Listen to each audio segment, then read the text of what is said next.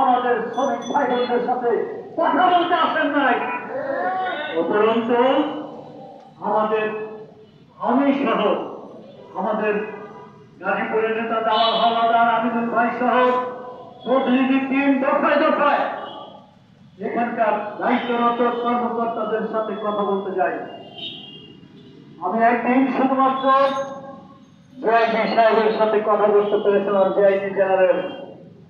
তিনি আমাকে বলেন, প্রথম জিজ্ঞেস করলো শ্রমিক কত, আমি বললাম 143 জন। দ্বিতীয় প্রশ্ন করলেন কতজন এসেছে, বললাম 120 জন।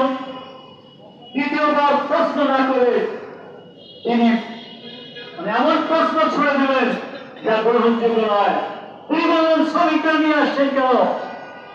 আমি বললাম অনেক কারখানায় সমস্যা আছে, অনেক শ্রমিকের সমস্যা আছে, আমরা স্থানীয়ভাবেই তো সেগুলো সমাধান করি। আমাদের অভিজ্ঞতা থেকে আমরা দেখলাম, বুঝলাম এই কারখানার একজন মালিক বিদেশি, একজন মালিক বাংলাদেশি। সুতরাং এটি এবং এই গাজীপুরের দায়িত্বরতরা দায়িত্ব পালন করতে পারছেন না।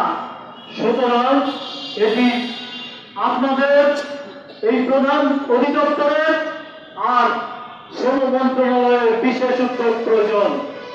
আপনারা বিশেষ উদ্যোগ গ্রহণ করেন।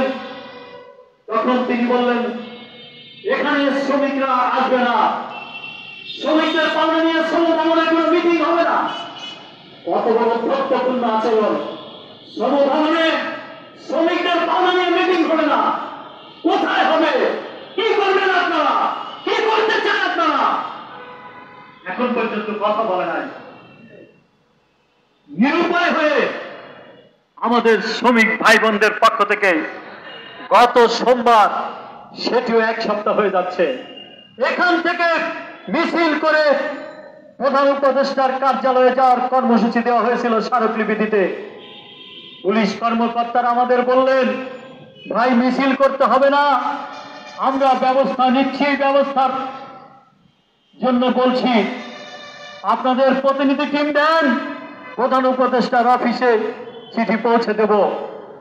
5 জনের প্রতিনিধি দলকে পুলিশ গাড়িতে করে নিয়ে প্রধান উপদেষ্টার অফিসে গেলেন। সেখানে তার দায়িত্বরত কর্মকর্তা প্রধান উপদেষ্টার পক্ষে সেই চিঠি রিসিভ করলেন এবং তিনি আশ্বস্ত করে বললেন আজই শ্রম মন্ত্রণালয় অর্থাৎ গত সোমবারই